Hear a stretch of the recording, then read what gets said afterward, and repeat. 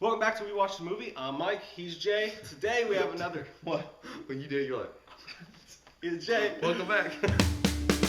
We watched a movie. Yeah. We watched a movie. Today we have another Netflix nugget for you. It's The Fall. It's on Netflix. It's a 2006 film. It's produced by David Fincher and Spike Jonze. It's directed by Tarsem Singh, who also directed Immortals and The Cell. None of those movies I'm that crazy about. Cell's not bad. And he directed Mirror Mirror. But Mirror, mirror. on the wall. Who's No, the pretty Julia second Roberts role? that just Is came that- out. Oh, okay. This was requested to us by one of our trusty rusty subscribers. It was by C325. I was C3PO. That's CEE325. We'll put his channel down in the comment box below. He does horror movie reviews, so check him out. Thank you, C325. For Yeah, and remember, guys, any of you guys that want to send a request in for us to do a Netflix movie, go ahead. Anything you want. Do that shit. Yeah. Use democracy and do it. This movie was written by Dan Gilroy, who's writing the Bourne Legacy that's getting ready to come out, and he also wrote Real Steel and Free Jack. Real Steel is badass. It stars a guy named Lee Pace, who I thought was awesome. He was He's a awesome. really charming guy. You know, that sounds weird, You but want to give him roses? yeah, I want to take him out. He's for a actually, yeah, nice he was a lunch. good actor. Yeah, Yeah, nice. he was really good. I thought this movie was actually pretty cool. One thing that I noticed about it when I was watching it, it's kind of like The Wizard of Oz mixed with Pan's Labyrinth mixed with The Cell.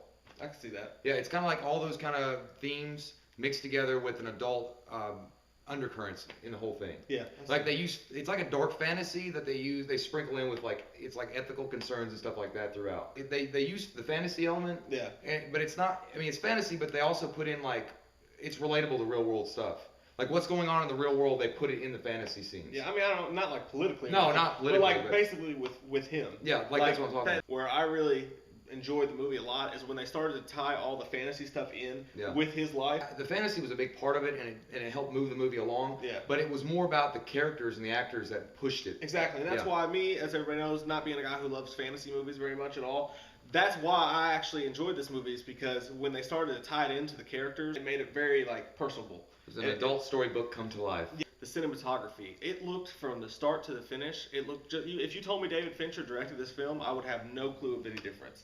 Now, Immortals, that was directed by Tarsem Singh, I didn't like so much the cinematography in it. Even though it looked great, it just looked a little bit too much like 300 to me, and it just didn't do it for me. But this is original. I read that they didn't use any special effects on this. They shot this film in over 18 different countries. They used no special effects. Those are all real set pieces, and it's gorgeous looking. The film absolutely looks amazing.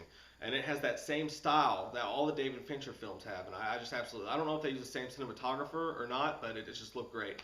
But like I said, he produced it, so it may have been his cinematographer. Yeah, you done? Yeah, sorry. Good. You're like a moving picture that never shuts up. But let's continue. Train Boom. rides. Burn. Did you like it? No. Yeah, I think everybody else It liked it. smelled like crepes. No, actually, I agree with everything you said. It was a beautifully shot picture. And I was watching. I was like, it looks real. I was like, there's no way that's CGI. Yeah, And it was great. But I was going back to the freakiness of the movie. At the very beginning of the movie, when they had that slow motion, it was like the 1920s oldie. Yeah. That was scary looking. It was. I mean, it's not horror, but it's like, damn, it's freaky. Yeah. There's 3 movies on Netflix called The Fall. This is the one, like I said, it's directed by Tarsem Singh. It's the one that's got the block over his eyes, and that X-ray dude, he was creepy. All those dudes in the black things with the swords, they were really creepy looking. Yeah, they were. That was awesome. But that goes back to how the little girl her own imagination was tying all this real world stuff into these fantasy stories. Yeah, they did it really well. The only thing I'd say that's not good about it is there's some parts where the dialogue's hard to hear, and maybe they don't really pander to the audience very much. They don't take you along. You kind of have to figure things out for yourself here and there. But that's okay. The one big thing about the drawback for me, and the only thing I can say a drawback for this for me, it was kind of. I thought it was kind of slow. Certain parts, I think it could have been wrapped up a lot. I mean, it's a 2-hour film. Yeah. And I just don't think it's worth it. It doesn't need 2 hours to tell what they were trying to do. And another thing, I don't know, some of the actors were subpar. Some of them were just. The actors in the stories I thought were kind of they're okay. Like Darwin was okay. Yeah. He was kind of weird. But yeah, there's 6 main figures in the stories that they make up, and they're just it's kind of cheesy, but it's supposed to be in a way. But so yeah. I give it an 8.5. I thought it was good. Damn. I'm going to give it a 7.5. Although it was okay, I think it's something that people should watch. I mean, especially if you're into that kind of stuff. But I mean, if you've seen The Cell and movies like Pan's Labyrinth, that's the kind of stylized stuff they do in the movie. That's it. Yeah, but I can't believe we didn't hear about this movie. Yeah, that's why I'm glad that he sent it in. Yeah, but that's exactly why we do this. I never would have heard of this movie, and this seems like a movie that people would know about. Yeah, it's definitely something that's. I think. I mean. It's better than The Cell, actually. It's like, yeah, it's like fantasy storytelling type of treasure hunt sort of deal. There's no treasure hunting. There might have been a treasure in the desert somewhere, they just didn't find it. Exactly. So technically, it could have been anything. Sandy. It was very sandy. Lots of It's sand. a sandy movie. I had to But- shake my shoes out. I was still watching it.